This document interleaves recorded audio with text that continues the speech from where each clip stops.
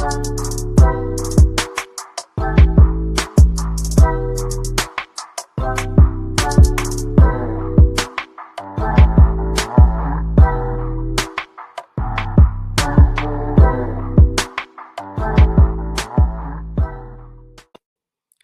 and welcome into the Cubs on Deck podcast. I'm one of your hosts. My name is Greg Huss, and today I am joined by both of my co-hosts, Bryan Smith and Greg Zumach. Guys, this is so I was texting you guys earlier this week before we hopped on, and I was like, man, I'm excited for this episode because we spent the entire offseason doing interviews of players, which I love. I think it's the coolest thing, one of the coolest things that I can do on the show. But we haven't really done a whole lot of like player analysis over the past like few months, and I haven't hopped on with both of you guys, I think, since last season. So like this is fun to have you guys back both on. And Bryan, how you been, man? I'll start off with you. Well, I'm good. You guys are in the best shape of your lives, and so that tells me that spring training's here, and it's an honor to record with you guys. And after putting the work in this winter, like I see that you did. Zumach, you get better just listening to the player interviews. Like you can run through a brick wall now. Absolutely. I'll play any position. I'll listen to any interview, whatever the coaches need. I love it. All right, man. So today we are, as we get back into player analysis, as we're doing, essentially we're back to the weekly episode run through as the season, as the spring training kicks off. We're gonna be doing the season, the affiliate previews for the year, and then we're gonna get into the meat of this season. But as we do that, it's only appropriate that we start off with a couple updated prospect rankings. There's been all the different prospect rankings throughout the offseason. I made the joke that I dropped my prospect list on the same day that I think Baseball Prospectus dropped their top 101.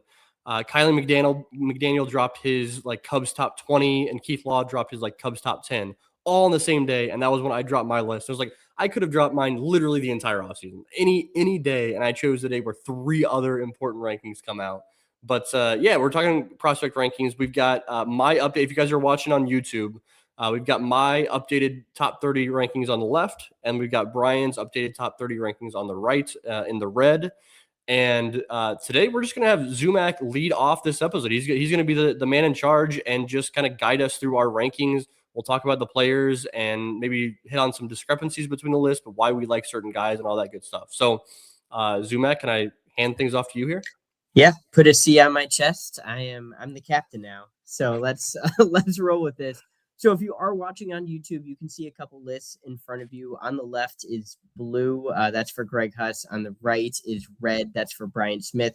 If you're not listening on YouTube, that's okay. Make sure to check out the channel because I think Greg Huss is doing some amazing work over there. And just to orient people here, you may see some names that are not on this list. Don't freak out. Ethan Conrad, Josiah Hartshorn, they have not been traded. This is just an exercise that Greg Huss likes to do where just in his evaluations, which, I will say for reaching out to other folks kind of in the game, sometimes they think along these same lines too, that if people are not in full season, if you're not able to really evaluate them with kind of a robust data set, that, it's really just basically don't rank them. And so that's the list we have together, and it kind of keeps everything in a pretty tidy way. So we're going to go through a little bit of each of these, but just to give a quick orientation for folks who are not on YouTube, couple of, no surprises at the top for many of us.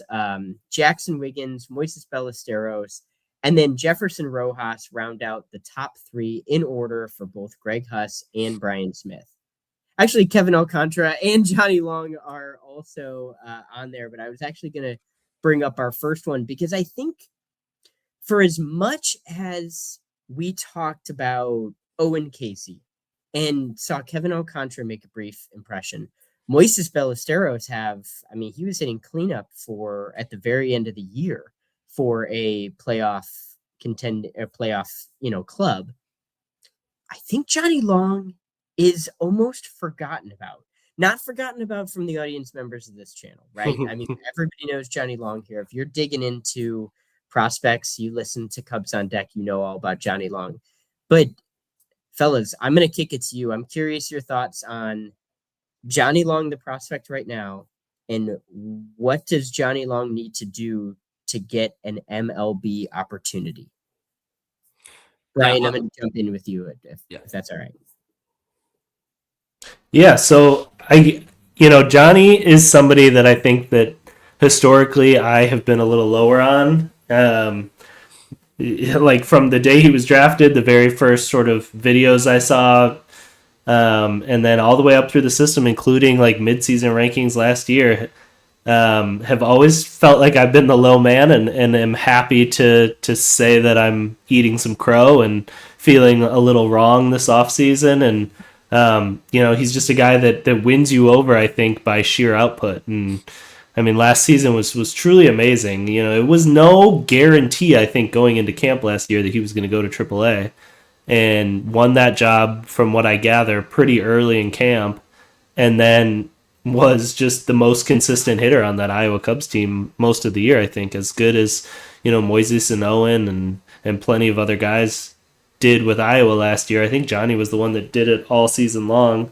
It's interesting that he really only played first base, and so it's hard for us to imagine a major league role, I think, because we don't have the video, we don't have the results to look at from other positions. So it does seem like somebody that could play left field. It seems, I've seen him play third base in the past, and it wasn't honestly truly terrible.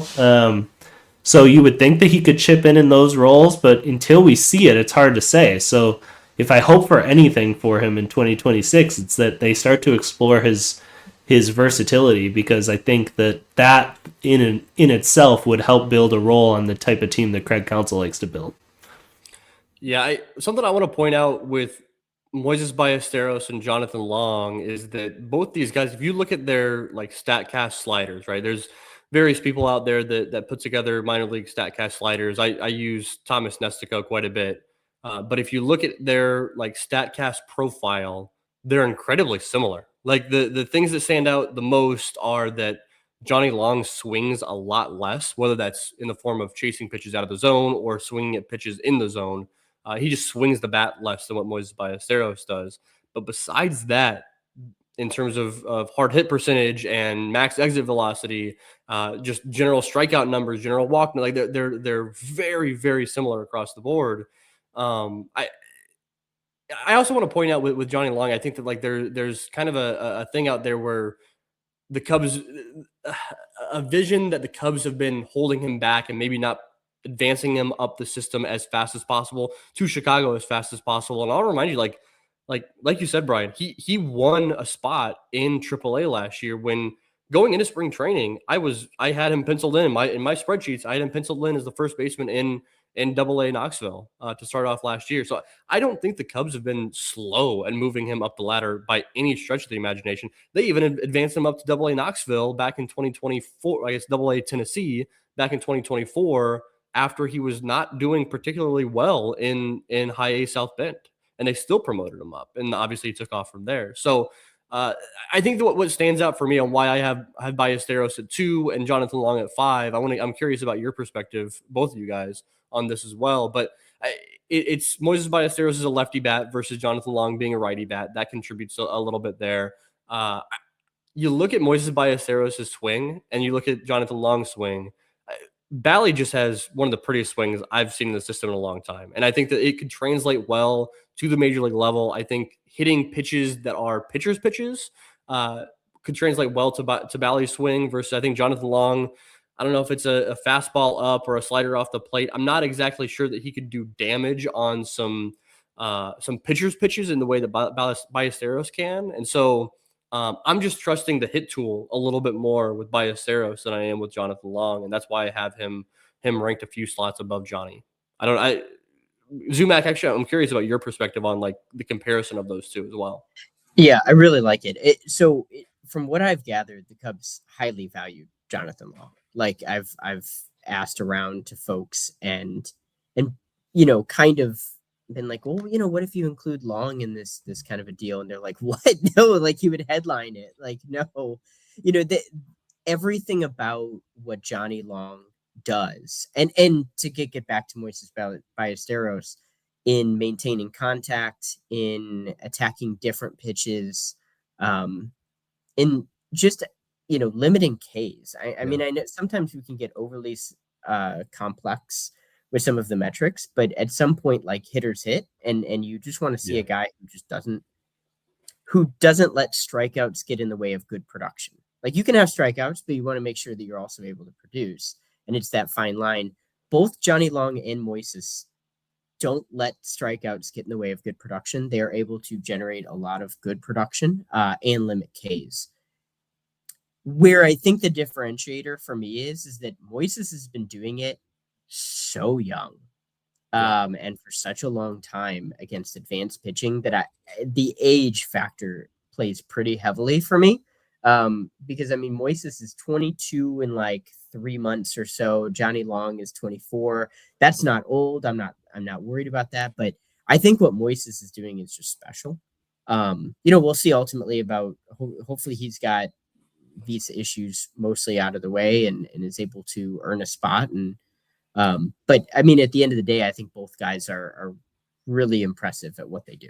I want to point out. Sorry, I want to point out one more thing about Ballesteros. Today, I posted on social media Moises Ballesteros' ZiPS projection as far as his overall stat line. It was at a 263 batting average, a 320, 330 OBP. Basically, it came out to an OPS of like 715 with WRC plus right at like 101. Basically, a league average bat projected this year from ZiPS.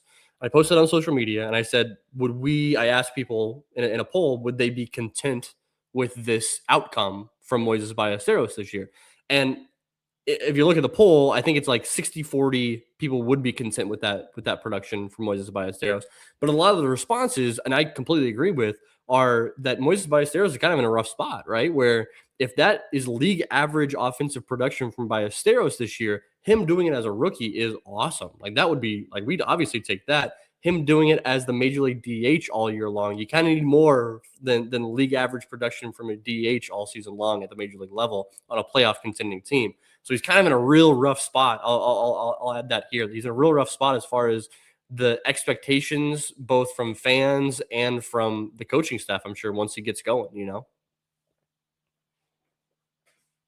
Yeah, I have to say I would be awfully disappointed. I mean, maybe I just have unreasonable expectations because to be a 22-year-old rookie at the major league level and even produce average offense is awesome. Yeah. But like you said, I don't think the Cubs would settle for a league average bat at DH this year. Agreed.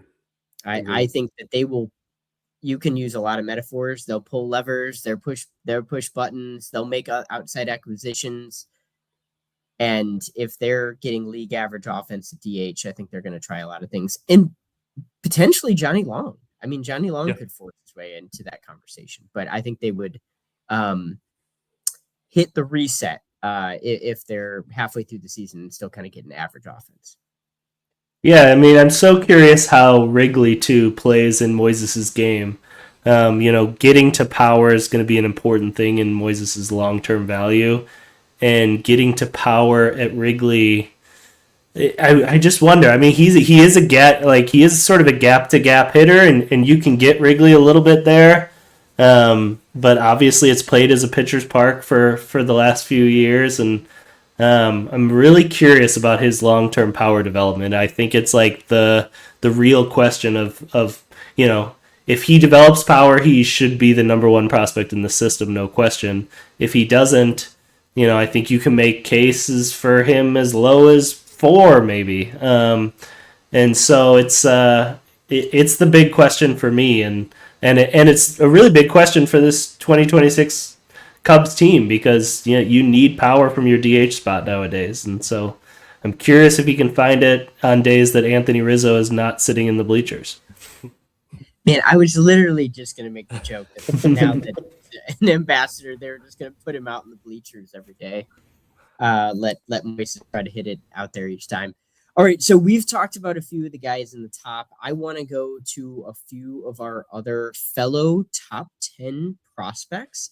These are, I would say, maybe I'll speak for both of you here. These are a tier or two down in overall kind of projection, but that doesn't mean that there isn't still some talent in the top 10. I want to first go to a pair of infielders that were both named to the 40-man this offseason, because I think these are interesting parallels. We've talked a little bit about them at the time of the 40-man decision, and nothing's really changed. So I don't want to go too heavily into it, but quick thoughts on James Triantos and Pedro Ramirez. Greg, I'm going to kick it to you. Yeah, it's kind of funny. I mean, real quick side note, Bryan and I have the exact same top 10 players, the exact same top 5 order, and then 6 through 10 are the same players, different order. So we did not plan for that to happen coming into this episode or anything like that. But yeah, I mean, Pedro Ramirez, I have Pedro ranked. I have James Triantos ranked 6th, Pedro ranked 7, and what, Bryan, you have Pedro at 6 and Triantos at 8. So we're not far off from each other. I have Triantos above him. I went on Crawley's podcast last week over at Fly the W and was talking specifically about these two guys and why watching both of them play in AAA is going to be really important this season. They're obviously both going to spend the majority of the season in Iowa. They fill a similar-ish role in this organization right now and in the future, right? They're infield, maybe outfield depth. Like they're different positions in the fact that, like, I think James Triantos is more second base, center field. I think Pedro's more second base, third base. But like generally speaking, a similar role in this organization, both this year for depth, and then into the future is like probably being a utility guy in Chicago if they become useful. I can't imagine the Cubs hang on to both of these guys for too awful long on the 40-man roster. I think this year we see one of James Triantos and Pedro Ramirez really take off and have a real solid season, and the other guy probably tail off to a certain degree. And who that ends up becoming, like, that just becomes very important for maybe not the 2026 Chicago Cubs roster, but definitely 2027 and beyond. I'll tell you why I have Pedro. Pedro jumped Triantos for me this offseason and is almost, I would say, he's probably a half tier above him. And there's two big reasons for it. The one is the defensive grade is just truly like, it's a grade and a half better probably. Pedro's really reliable infielder. I mean, if you go up, I don't have it in front of me, but he made so few errors last year. I want to say he went almost 2 months in the summer at one point without making an error, jumping between positions a little bit in Knoxville. And Triantos, I think, I would say that I think Triantos is going to play more outfield than infield for the rest of the time that he's in the Cubs organization. And one of the weird things about thinking through prospect rankings and thinking about their value to the Cubs specifically is, like, if James Triantos is a center fielder, there's value to many organizations throughout Major League Baseball for him as a center fielder, but the Chicago Cubs are not particularly one of those teams. And so, how to think about that or not think about it is interesting.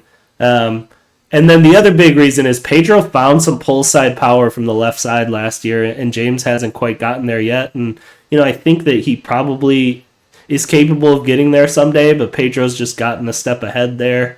And so for me, the more likely player to contribute as an infielder for the Chicago Cubs is Pedro Ramirez, which has sort of surprises me that I landed there, but that's what I saw on the field. And I think because you said the most likely to contribute as an infielder, I think you can just remove as an infielder. Like, right? Because you're saying that, right? It becomes Pedro, right? Right. Yeah. Well, and I think the timeline may just work out really well for Pedro Ramirez too. I mean, I don't know what the Cubs are doing as far as Nico Horner. I think they value him really well, but that's the, I don't know what, $150 million question. Like, we'll see, this upcoming offseason. But, Pedro has really hit very well. Would the Cubs hand the reins to him, especially with when you have Matt Shaw still in the organization? Probably not. But a guy that can show that versatility, he's hit very well. So I like your thoughts. I think this is going to be an interesting 2026 season for them. Let's pivot to another infielder here really quick, and that's Angel Cepeda. Some quick thoughts on Angel Cepeda. What do we think about him? What do we think 2026 has in store? Yeah, no, Bryan, you had him at 7. I had him at 9. I think that, like, he's the guy that is kind of really stood out in a big way in terms of on-field talents and those tools among all the young shortstops and young middle infielders in the organization.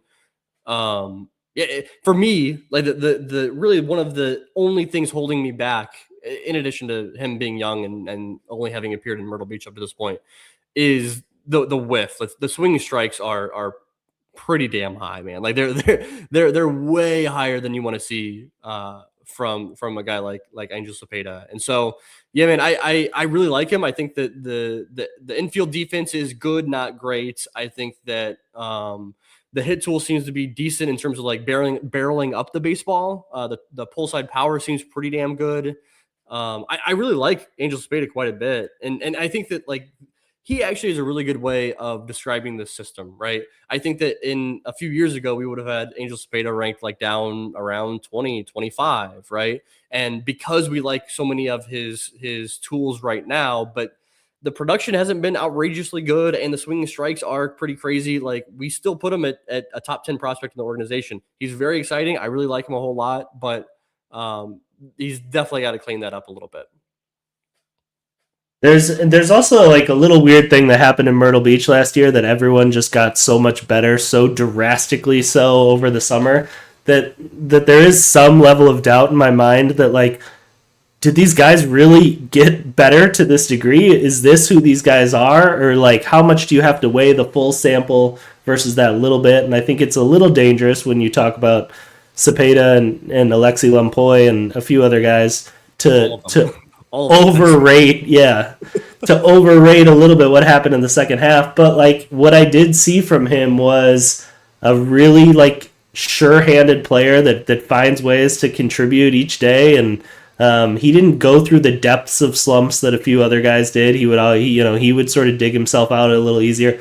The swing and miss is like it's all sliders. It's all right-handed sliders. He's really tough at the swing decision on sliders that are leaving the zone. And so, there's some hope in my mind that by getting him to swing less, by sort of getting him to understand how he's being pitched, how he's being attacked, and hopefully to see that pitch a little earlier that he takes off. And there's just enough hope of more pop and just enough hope that he can be sort of a sure-handed second base defender someday that, for me, this part of the system, that's enough. It's a fairly weak part of the system for me on the screen, where you see like 7 to 20 is just not as good as it usually is in the system. And so you cling when you're us doing prospect rankings, you cling to somebody that has a little bit of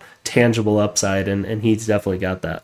Bryan, you said something in your write-up about Cepeda that I think you'd mentioned about maybe Jefferson Rojas before, about like how he constantly impacts games or finds ways to impact games.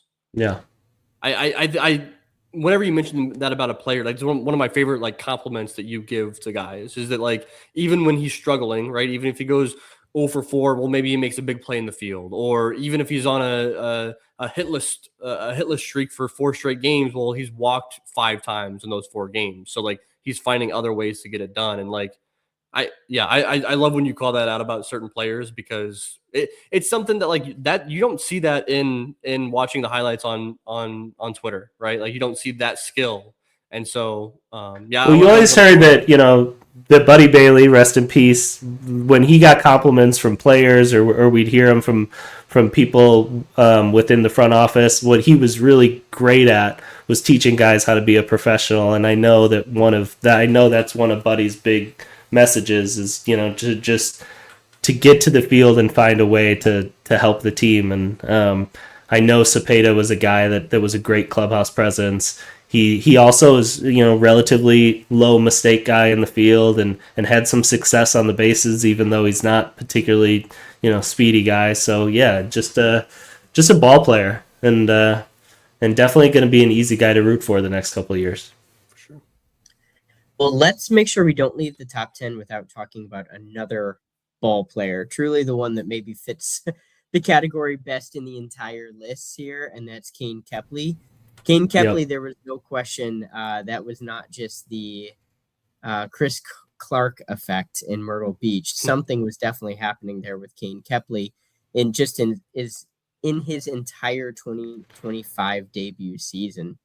So, folks, I mean, I got to ask, do we think that the production translates as Kane Keley moves up the ladder? Bryan, you go first. I mean, I don't think it's going to translate in the way that it did in Myrtle Beach last year. I think, I think all three of us, when Kane got to Myrtle Beach last year, that first series, we were watching it close. He was a really interesting guy, and I've been saying this to people. It was obvious, like 3 games in, that it was very silly that he was in Myrtle Beach. He's playing baseball at a level that the teenagers at that level haven't yet conceived of. He's not offering at a single pitch that's within an inch of a corner or an inch of the edge of the zone, so he's drawing walks so easily and stealing, like taking the extra base comically so. Like right fielders aren't even remembering to throw to third base, and so he's just like he's there and taking it. And so it was extremely silly that he didn't go to South Bend, and who knows? There were plenty of reasons I imagine the Cubs considered. He's closer to where he went to college, playing in Myrtle Beach, for instance. Like making him comfortable is a priority too, and that team was competitive, and getting him some playoff reps also has value. But I struggled to rank Kane a little bit because I mostly discounted the Myrtle Beach showing, because it just, to me, until you're playing at a level with people that are at least on the same plane as you, I don't know that it shows me much. And so I'm really interested to see him this year. I'll be happy to move him up if it continues. But I do wonder if we see a little bit of he could be a 300 batting average guy, but the slugs in the low 400s, on base, we'll see if it's more 370 or 400, and a lot of value will come one way or the other there. But I think it's going to even out a little bit. Kane Keley was better than 95 to 100% of the players he faced or he played with and against in Myrtle Beach. He will be better than 80 to 85% of the players that he plays with and against in South Bend. But we don't rank guys based on if they're better than the guys in low A and high A, right? I want to see what he does when he gets to Double A. He will surely be assigned to High A South Bend, and I'll pay attention. I'll be paying attention to what's going on there. I can't wait until he gets to Double A, because I think that's where we've seen it, and we've seen it with so many dudes over the years with the same general profile as Kane Keley, the contact oriented guy that walks a lot but has no power. I'm going to get to the power in a second. It has no power and great defense in center field, and they reach Double A and they just stall out to a certain degree. Now, I think why Kane Keley gets a top 10 ranking versus some of the other guys that have fit this profile to a certain degree weren't a top 30 ranking, is that I do think Kane Keley can get into a few balls, right? I think that it's not going to be 10, 15 home runs in the major leagues, but you'll look at him and he's built different than some of these other contact first defensive center fielders that we've had in the organization, like the DJ Wilsons or Connor Myers or DJ Artists or guys like that. I would never say a bad word about DJ Artists, but so easy. But he looks a little bit different. I think he can tap into a little bit more power, and that's I say it all the time. That's incredibly important, that you can strike a little bit of fear into opposing pitchers as you climb up to Double A and Triple A in the majors. Because if you can't jump a fastball down the middle, if you can't jump a mistake breaking ball over the heart of the plate, then what guys are going to do is start leaving those pitches over the heart of the plate, and your walk rate goes from 15% down to 5%. Yep. And at that point, you're a guy that entirely relies on batting 300 to 320. Because if you're not getting on base if you're not walking at a 10 to 15% clip, then where does that on base come from? And it's only a whole bunch of singles, and that's tough to sustain. So, with all that being said, he is the most exciting player to watch in the organization when he's on the field. He is just all over the place. He's PCA in a lot of ways, right? Running into walls. His jersey's dirty all the time. He's taking extra bases. He's always stealing a base. He's doing all those fun things. And so I really like watching Kane Keley, the baseball player.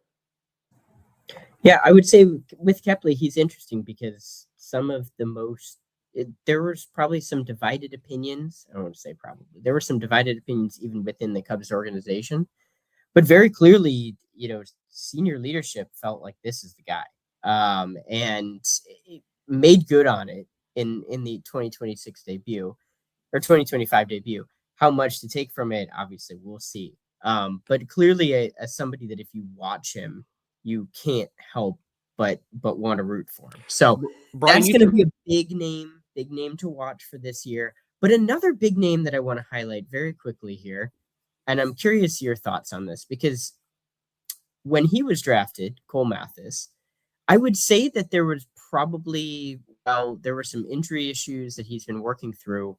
I think the hope was that you'd get more production by now. And so probably did deal with some injuries. And so maybe I'm kind of leading down the answer to this question.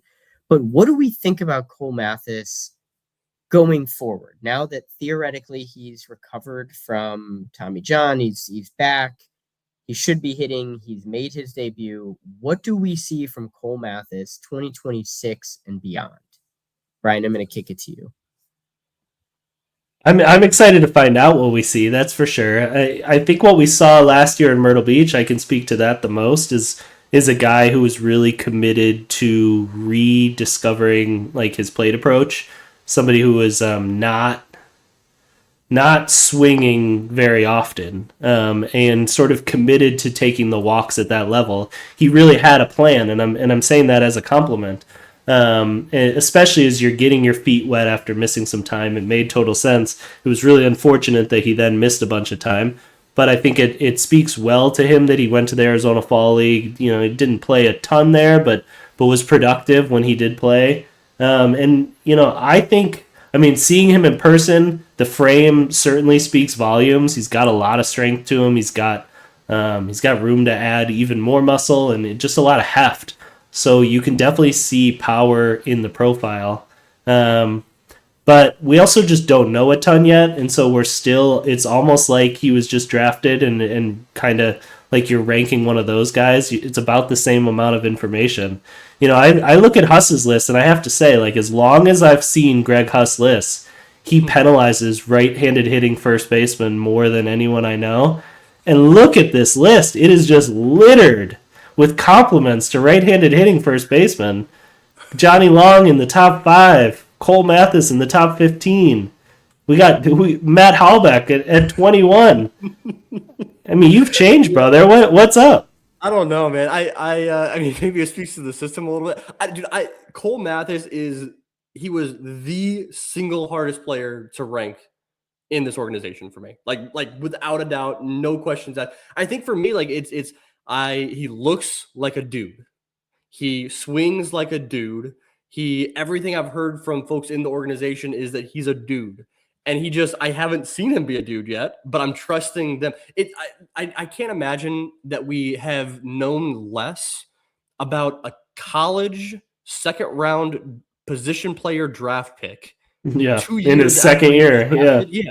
We've never known less about a guy with that profile 2 years later. It's crazy how little we know about Cole Mathis. But I've said it with his ranking, with this update, with my midseason ranking update, and I think this time last year is that I'm appealing to leadership. I'm rolling with what the Cubs have to say because that's really all we have to go off of, and the fact that he hits the ball really, really hard. I don't know, man. I have him at 14. You have him ranked at 15.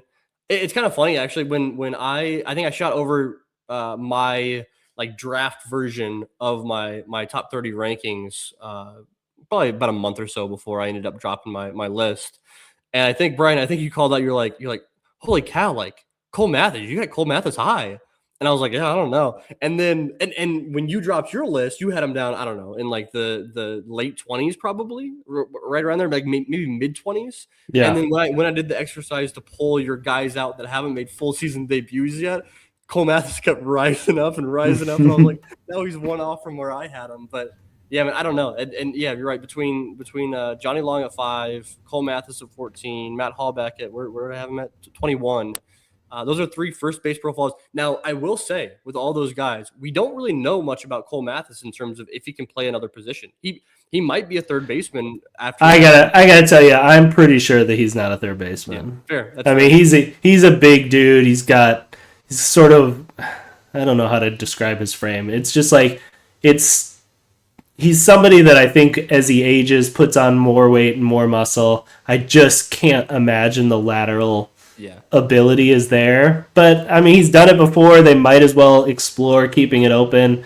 But I was gonna say we don't know much about Cole Mathis, but the one thing I feel like I know is that he's a first baseman. I will say between those 3 guys, Long, Mathis, and Hallback, actually Hallback is the guy that I could see being somewhere other than first base. I mean, I think all of them are first basemen. I think all of them are. But I think Hallback has the best chance of the 3 of them to play a little corner outfield and left field, or maybe not third base. But I think there's more athleticism in him than the other guys. One thing I would also say about Mathis and Owen Ayers are in very similar spots in our rankings. I'm a little higher on Owen. But I bet that when we ultimately look back on these lists in a few years, that one of those 2 guys should have been like 7th in the system or 6th in the system. And, prospect ranking is all about sort of hedging and probabilistic thinking and stuff. So we're sort of hedging down by having each guy in the teens, but ultimately I bet you that it plays out that one of those guys deserves to be top 7 and the other doesn't deserve to be in the top 25. Yep. And it'll be fascinating to find out which one it turns out to be. Fair. I like that. All right, gentlemen, we have gotten through effectively the top 15 here. We'll circle back to a couple of the pitchers later, but I did want to now move into a couple of kind of the back end. A few guys that stuck out maybe on one list and not the other. Alexi Lumpoy featured very heavily on Bryan's list. On Greg's, not there to be found. Curious your thoughts. We talked about him a little bit. I think the tools are really interesting, but obviously a lot of risk there. Greg, what was the separator for you? What was ultimately the dividing line that you just thought, I just can't put him above, Ty Southasine, Ariel Armas. Just thinking of a couple other hitters kind of in the stretch. Matt Hallback. Yeah. What was the dividing line for you? 2 things. The tools why, like he swings and misses a lot. He does that a lot, and he got better as the season wore on. But not to match with like the uptick in overall numbers. Like we talked about these guys where like the first half was rough, the second half was pretty damn good with all these Myrtle Beach guys, and with those better stats in the second, like overall stats in the second half, Lumpoy did swing and miss less, but not like that much less, right? And so that's what stood out for me, and I'm just really worried about that. I think I'll let Bryan talk about the good parts of him, but I think he's supremely talented and athletic, but that worries me a lot. And then the other thing is, I was running through some of my projections on where I think some of these guys will be assigned. I think Alexi Lumpoy might be back in Myrtle Beach this season. I think there's a chance that he goes back there, and it's not the end of the world for a guy to be reassigned back to Myrtle Beach for a second year. That's not, because it's a little bit surprising that we saw him assigned to Myrtle Beach out the gate, right? He was out the gate in 2025. But he is a little bit older for that level, right? He's not that 19-year-old prospect. He was a pop-up prospect, but not a super, super young prospect. And so with him being assigned back to Myrtle Beach, I'm like, can I really put a guy in the top 30 that's going to be back in Myrtle Beach at age, 22 or so, after swinging and missing that much? So that's kind of where I landed on him. But like I said, there's a lot to like about him. I'll let Bryan talk about those things. Yeah, I mean, the big thing for me is like as sort of like much of his profile is about dreaming on the tools eventually getting to production. I also have him as the best defensive outfielder in the system. Maybe Kevin Alcantara's like slightly better, but Lumpoy right there. So I think you're getting like real plus glove value already with the ability to hold center field long term in his profile because of how quick he is, and he is so good as like a first step defender.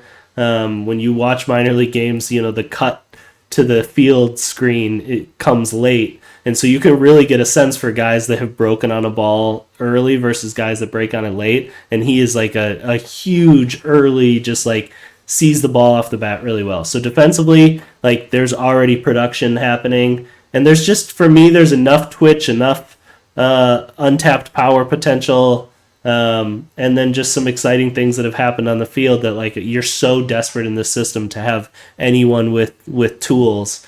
I'm always going to be liable to overrank that player, and so I think there's a decent chance that I'm overranking him a little bit because of the context of the system around him. But he's so fun. I think that it's kind of a fun exercise where I have Alexi Lumpoy unranked, and I have Ty Southasine at 25. So, but I did have Lumpoy as my honorable mention. So, like, not far off with those guys.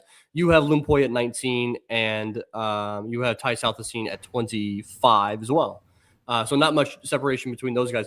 I think it tells a lot about a person based on who they like better between Ty Southasine and Alexi Lumpoy, right? Like they're different in where Lumpoy has a lot of the loud skills, but swings and misses a lot. Ty South and a good defender in the outfield.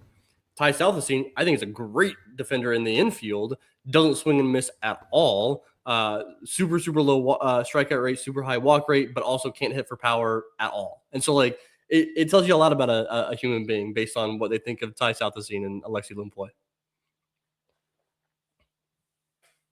So I like that. We got a little deep. It's not even just tells what about you as a projector or evaluator, but it's actually just as a human. As a human itself, yeah. We're getting pretty deep here. I'm walking around to folks saying, "Hey, what do you think about Ty Southasine?" And to find out if they have red flags or green flags. Yeah. That's right. All right, folks. I think it's not a pitching heavy system. Yeah. Clearly, right? Like I think that burying the lead here. Actually, that's going to be the next obvious shirt, I'm sure. But just after we get past Jaxon Wiggins, there's a couple guys at the top that are somewhat interesting, and I think Brandon Birdsell is one that we've talked about so much on this podcast. We don't really need to go into him too much. He's going to be out pretty much all of, if not the entire season of 2026. Mm-hmm. Huge loss for him. Obviously, sending him our best had really started to separate himself. Probably is still clearly kind of separated, and unfortunately, just due to the lack of depth in the system. But then we get into a group of arms that is truly, well, I mean, maybe it tells you all about you as a person as well, but it really kind of digs into, beauty in the eye of the beholder. Yeah. And so I'm going to highlight a couple names here that we have some big discrepancies on, which I think is totally justified. But curious everybody's thoughts. Greg, I'm going to lead off with you. You got Grant Kipp very high. Bryan has him, of course, still mentioned in his top 30, but a little bit of a separation there. What really digs in for you with Grant Kipp, Greg? Yeah, real quick before I answer that question, great question. I think it's hilarious that I have Grant Kipp at 11, and Bryan, you have him at, where do you have him at? 21. And on the other end of the spectrum, I have Riley Martin down at 17, and you have him ranked higher than me at 13. I really got on to Grant Kipp because you loved Grant Kipp. Yeah, listeners of the show would think that I would have Kipp far higher and you would have Riley far higher for sure. Yeah. I think that I think the slider is really good from Grant Kipp. I think that we've read about the spin rates for both the slider and the curveball and the fastball as well for Grant Kipp, that he's a 3,000 RPM guy on his breaking balls. And that's awesome. I passed the eye test too. Like that's where this ranking comes from, is just watching Grant Kipp's slider. I think Grant Kipp is super, super interesting this year on what is he at the end of the 2026 season, because where he starts and where he ends are like so all over the place. He could be a rotation guy in Chicago, Iowa, Knoxville. He could be a single inning reliever in all three of those places. He could be a multi-inning reliever in all three of those places. I don't know what to make of like the end result in 2026 of Grant Kipp, but when I'm looking at to your point, Zumach, when you're looking at all these pictures, you're like trying to identify something that stands out. And like for me, it's the slider that stands out with Grant Kipp. With some of these other pitchers in the same realm, like don't have that offering that Kipp has, if that makes sense. Yeah, that's funny because when you brought up Riley Martin, Riley would be the other one that I think in this range that has a pitch, and it being his curveball that sort of separates himself. I totally agree with Grant. I think that the breaking balls are there. For me, it's like we get really close with the pitchers in this area to like where we're being a quad A player, being somebody whose stuff is just a touch shy becomes more and more relevant the closer they get to the majors. And so it's like, in some ways, if we compare Grant Kipp with Luis Martinez Gomez, who I have one spot higher than him, LMG being just a touch further away and a touch younger gives you just a little bit more time to dream on that stuff, just notching that little bit that it has to get higher to be a major league arm. And I mean, that's what's so different about prospect ranking nowadays for pitchers is that you just never know when that extra tick, when that extra pitch that changes everything is going to come. And so it's so interesting to talk about the players that are just, they're 2 miles per hour short of having the fastball that they need to succeed in the majors, or one pitch shy of having enough to go against a major league left-handed hitter on a regular basis. And so it's like those little things knocked Grant back a little bit because of the age and because of like the time sort of running out to a certain extent on those breakouts happening. But I do, I mean, yeah, anyone that listened to the show that read me last year knows that Grant's breakout last year was early in the season was one of my favorite things that happened. I have 8 pitchers ranked between 10 and 19. 8 different pitchers. And I think like that tier in my ranking, I tiered off these lists, right? I tiered off the rankings. And in that tier, I think I described that as basically a back end of the rotation or a bullpen contributor is successful, like wildly successful development. Like, that would be terrific for these guys. And that's where it gets kind of wonky too, because you're looking at a lot of these guys like, okay, what do they profile? You mentioned the quad A. There's a certain level of value in being a optionable starting rotation guy. And the difference between that and being an actual like back end of the rotation starter is like so small. The difference between that and going the opposite way, where it's like maybe you're a 1-inning reliever in middle relief, is like so small. Like the difference between these guys succeeding in different ways is like minute. And so like separating out Grant Kipp from that I have at 11 and Ethan Flanagan that I have at 19, or Connor Nolan that I have at 18, or Riley Martin at 17. Like it's so difficult, dude. Like I would not get into a heated argument with anybody on the order of any of these dudes. And that's one of the reasons I think, I mean, this podcast would have Arian Rodriguez higher than any other sort of prospect outlet that you're going to find. National outlets, even Cub fan outlets. I think we are probably the 2 highest on Arian Rodriguez. And the reason for that I would explain is, Arian has shown in the past stuff that's a little better than back-end starter, and he's also succeeded without having his best stuff at a relatively high level. The pieces all haven't come together at the same time for very long for him to get the recognition that I think he could have gotten if things had just broken a different way. He is the one guy in that range to me that I can sort of close my eyes and imagine breaking out and being, say, like a number 4 starter. But that's probably it in that part of the list. Otherwise, I do think you're right. It's like the swingman type roles that we're looking at with most of the guys. So, Greg, I want to go back to a point where you said that you wouldn't get into an argument with anybody about these. And I'm pretty sure that is like the founding principle of this podcast. Not so much argument, but a debate. Yeah. So, yes, you definitely would. But I think it's valued by the audience members here. I want to go to Riley Martin, who's a guy that we never talk about on this podcast. Jokes aside, we love him. So Riley's really interesting, and I will say, based on feedback from those in the organization, I wouldn't rule out the fact that he's actually going to be getting some extended outings this year. In I Chicago. think we'd kind of mentally viewed him as a 1 inning reliever or like a very low inning reliever, we'll say, 1 to 2 inning stints.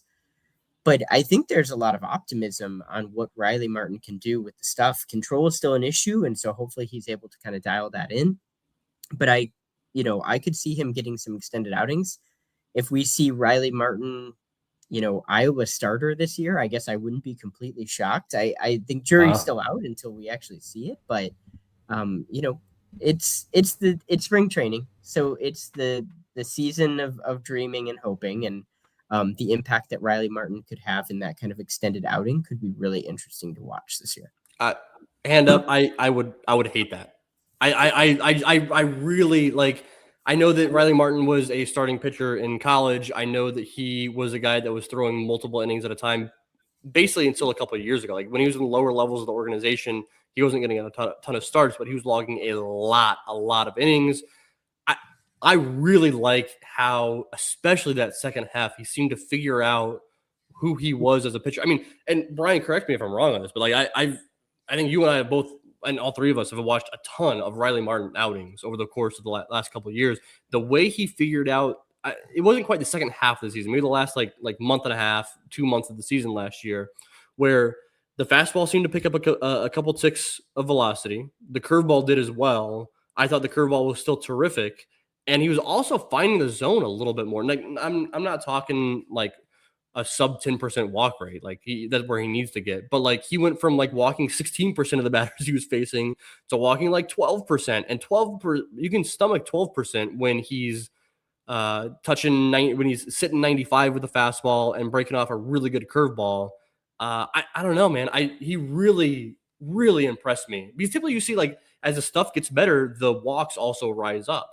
But what he did was the stuff got better and the walks went down a little bit. And it was a small sample size all across the board. But man, I dug what I saw from him. And it didn't take much. It doesn't take much to be impressed for me from Riley Martin, but I really was impressed. It would be really interesting timing because, they really committed to the slider that the Cubs helped him add in 2024.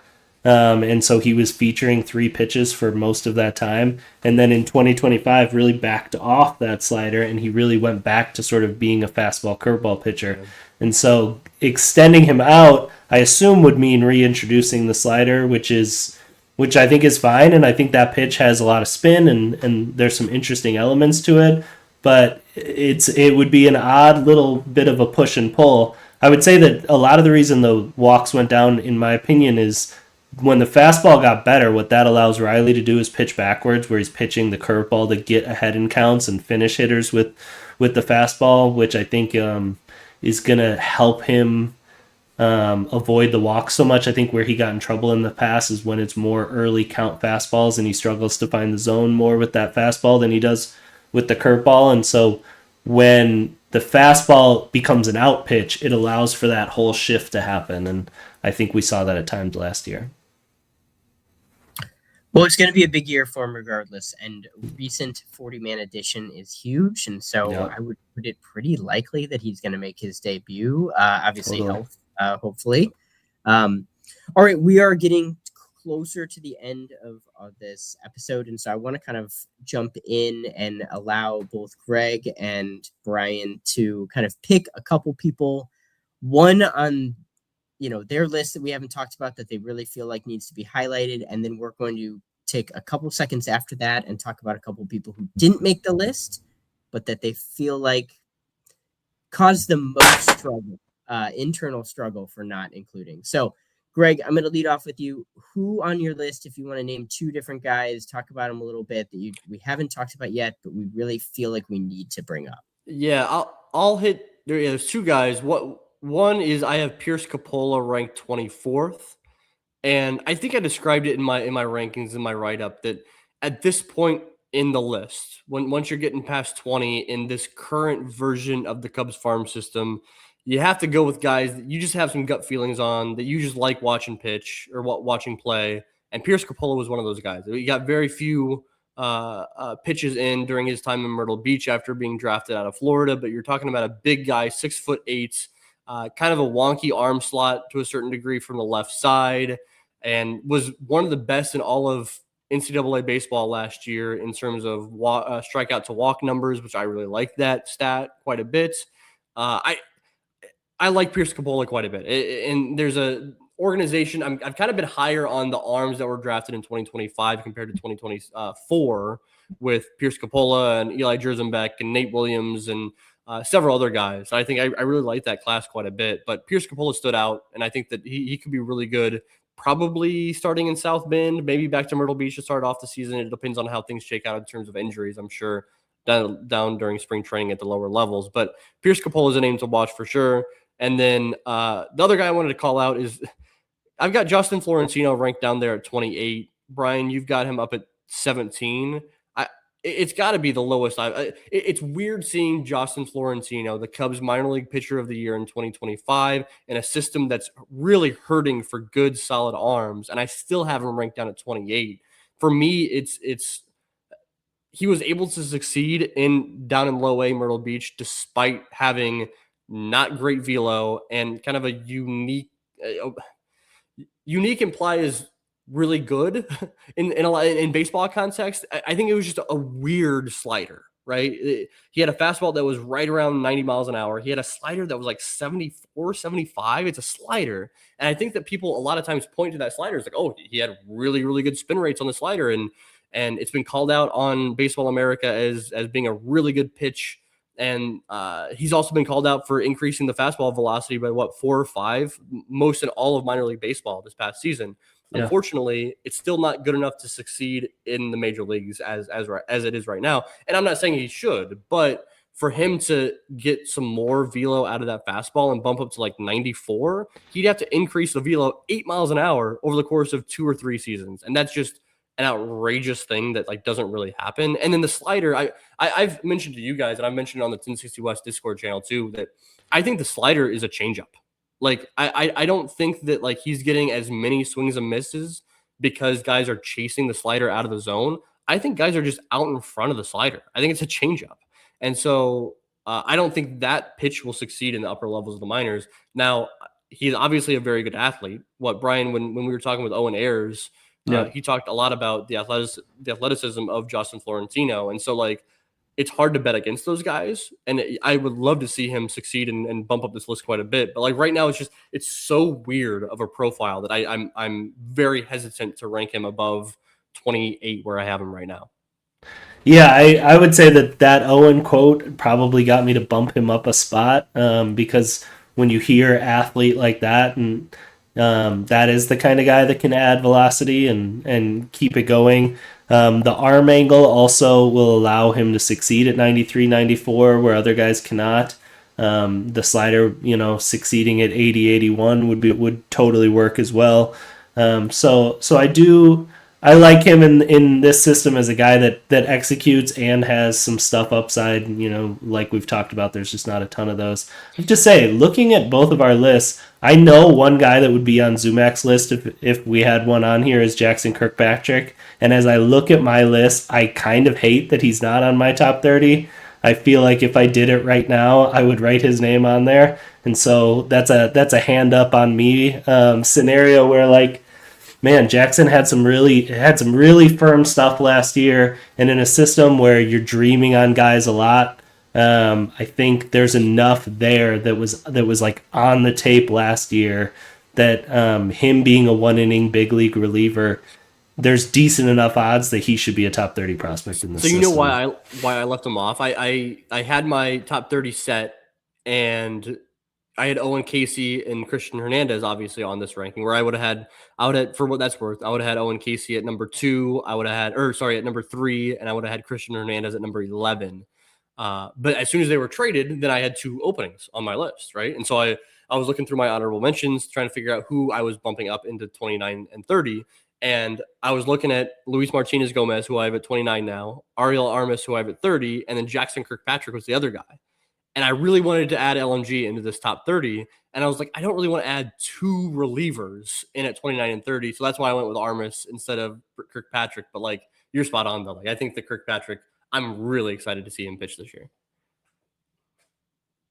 Bryan, who else on the back end of your list stood out? Who did you like there? Yeah, Leo Espinoza is a guy that shows up on my list that I think, like, if you poll a wide variety of people, would be the, like, quote unquote surprise. That's a pure feel pick, as a guy that sort of just looks the part to me when I watch him. He's just he's got a pretty good idea at the plate of what he's doing. He's strong enough that I think he's going to hit for more and more power. He's athletic enough that I think, he works temporarily sometimes in center field and plays well in the corners. Just has sort of enough of everything that I kept finding. I couldn't find reasons to rank other guys ahead of him that ended up behind him. So he's a guy I really like. BJ Murray Jr. is another one that I continue to be high on. I think he had an awesome year. When you look at some of the league context stuff that Huss you point out with your bash metrics and things like that, like, Knoxville was impossible to hit in last year, and BJ hit and was the best hitter on that team by far. And even though he probably should have been in Iowa, he succeeded a ton in Double-A, and so I still have some hope for him. And then I'm going to highlight one guy that didn't make my list that I think could take a jump this year and make it. Kevin Camacho is a guy that was in Myrtle Beach last year. A guy that's had some success at every level he's pitched at so far, but hasn't yet quite had that breakout. But I think he does have good enough stuff that just another little half grade better across the board would make him a real prospect. And so that's a guy I expect to be on the list in, 3-4 months. Dude, I loved that you put Leo Espinoza. I dig me so. It's when I watch Leo Espinoza, I kind of see like a poor man's like Ramon Laureano in the major leagues. Like he's got the same kind of build. Obviously, Ramon Laureano's kind of tooled up a little bit with he's got a cannon for an arm in the outfield and can really hit lefties. But like a poor man's version of Laureano is what I've seen from Leo Espinoza. I just think Leo is a fun player to watch too. I'm really glad you included him there. So one guy I want to quickly give I'm surprised he didn't come up here, just as a toss out. We're probably only like a year or a couple months away from talking about how Eli Lovich could be potentially like a big steal. It didn't look fantastic in 2025, though I would say it still felt like somebody who just hadn't fully grown into their body yet. And that is a guy that I think I'm a little bit higher on. I could see him potentially taking a real turn in a positive way. We'll see. I mean, I'd have to guess he's going to be back in Myrtle Beach, and so that's not exactly the easiest place to hit, of course. Didn't have a good showing, had like a 74 WRC plus or something like that in Myrtle last year. And even didn't like light the world on fire in the complex league, but I still think that the physical raw tools and the body projection could be awfully exciting. And so in a system that is craving upside, that is a guy that I'm really, really, really hoping, no disrespect to some of these other names here that are a little bit more accomplished, that are, a much lower risk profile, but Eli Lovich is the guy that I am just hoping really turns it on. So my full list included guys that were, drafted and guys that were in complex league ball last year. It is sort of perfect that when we remove those guys, Eli Lovich goes into the 30 spot, because you always kind of want an interesting to talk about player at the back end of that list, and Eli being 30 is kiss perfect. He definitely has some fun upside if you dream on it and everything hits.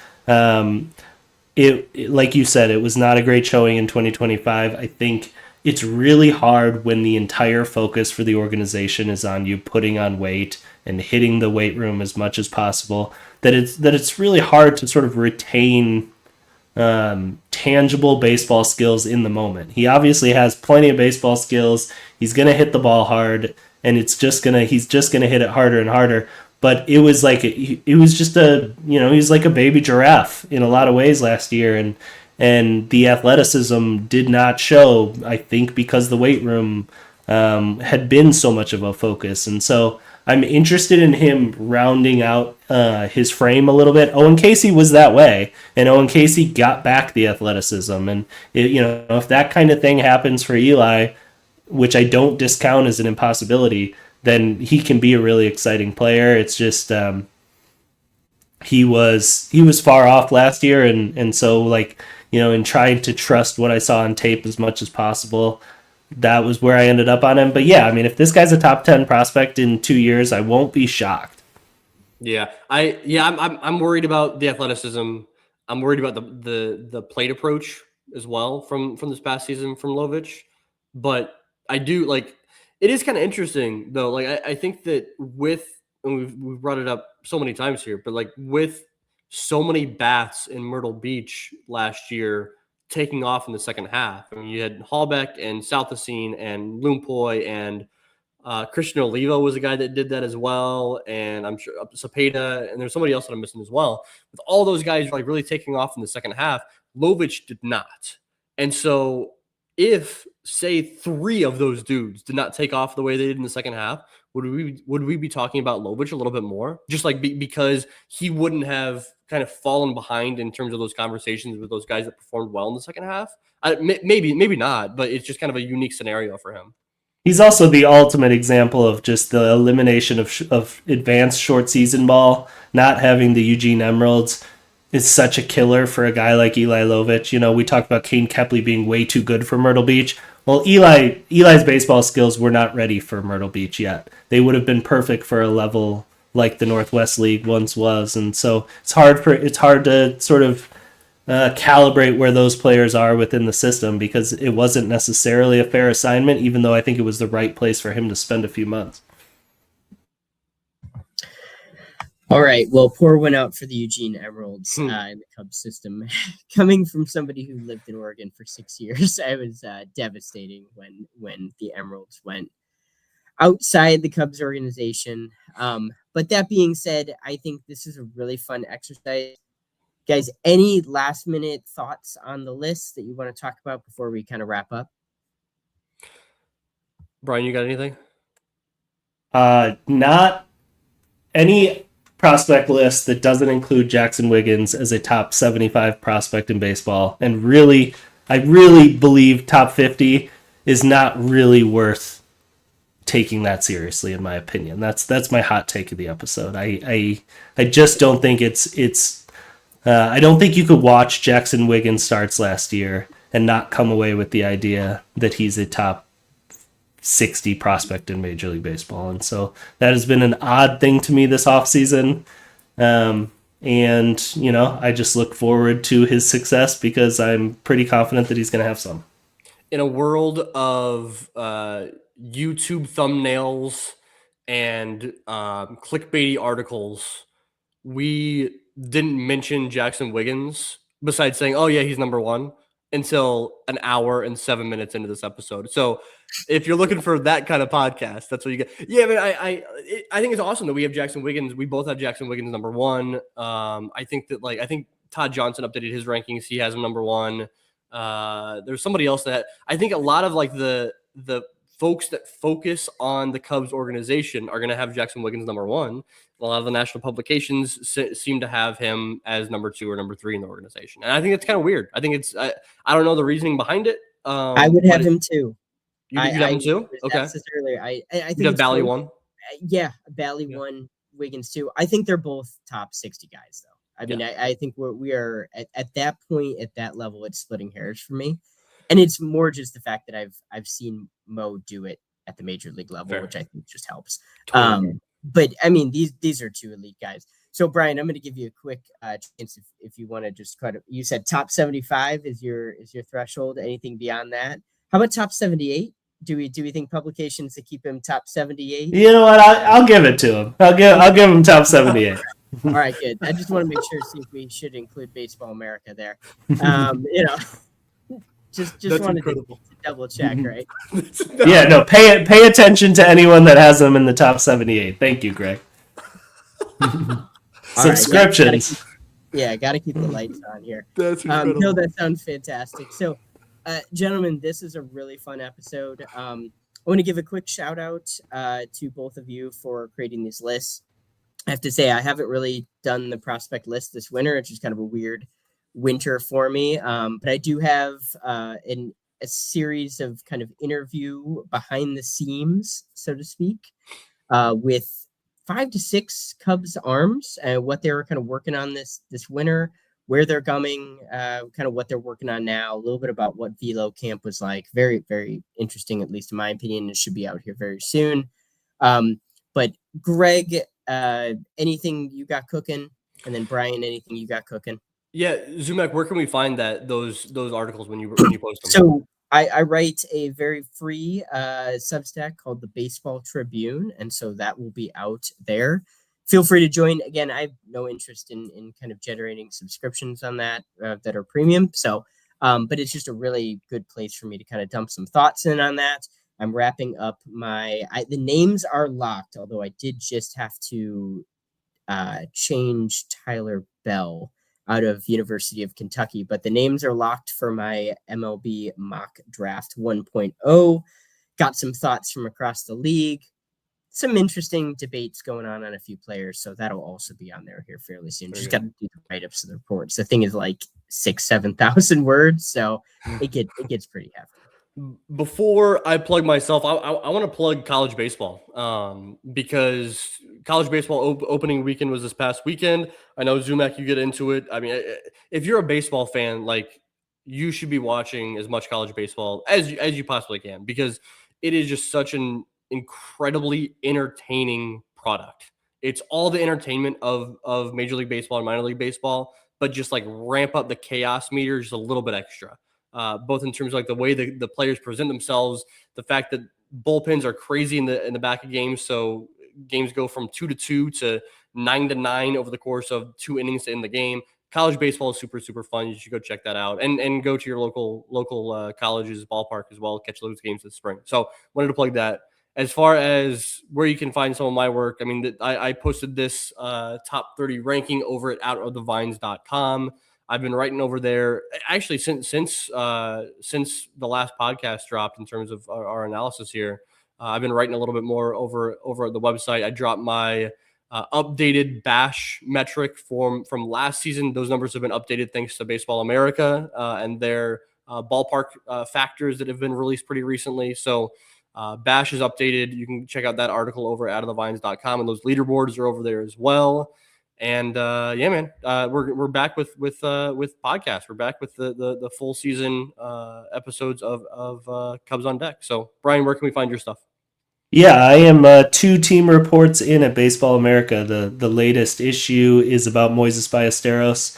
Was able to be in the press conference scrum with Craig Counsell at the Cubs convention, in which he talked about Moises a little bit, and then spoke with Jason Kanzler, the farm director of the Cubs, about Moises, and wrote that up into the most recent team report. The next one I think will be closer to opening day, doing my best to find a time to sneak down to Arizona for a couple days, and you know, Huss knows especially that I get podcast content that lasts for basically an entire year about the 2 or 3 days I spend at the backfields. You know, guy shows me one thing at the backfields in Arizona in spring training, and I talk about him until the next spring training starts. And so, and all of a sudden, you're an expert on Edgardo de Leon during a trade a calendar year later. Exactly, and you know, Justin Florentino and Alexi Lumpoy, like all of those came from last year, and so I'm desperately trying to get out for 2 or 3 days, and think a plan is coming together, and so that will inform the next Baseball America team report and plenty of podcasts to come. I'll plug one more thing for you, Bryan. Your updated rankings, this what you're looking at here, but with some extra players added in, can be found over at the 1060 West Discord channel. And if that's not pinned, we should probably get that pinned, guys, because that's I mentioned to you after you wrapped up and you gave your number 1 prospect, Bryan, but like that was over the offseason as you released these rankings was one of my favorite things to consume every single scouting report, I'd say. So shout out to you. Yeah, if you guys out there want to join the 1060 West Discord channel and chat some prospects, these 2 guys, Bryan and Zumach, are the guys that you can do that with. Reach out to them. Bryan, thank you so much for doing your updated ranking. Zumach, appreciate you so much for hosting this. I think that it's kind of fun to see you get the podcast host hat back on. I like that, dude. That's fun. And thank you to listeners out there over the offseason for listening to the episodes where we interviewed players. I'm excited, like I said, to be back in the action. Thank you guys so much for listening, and we'll be back in your ears in one short week.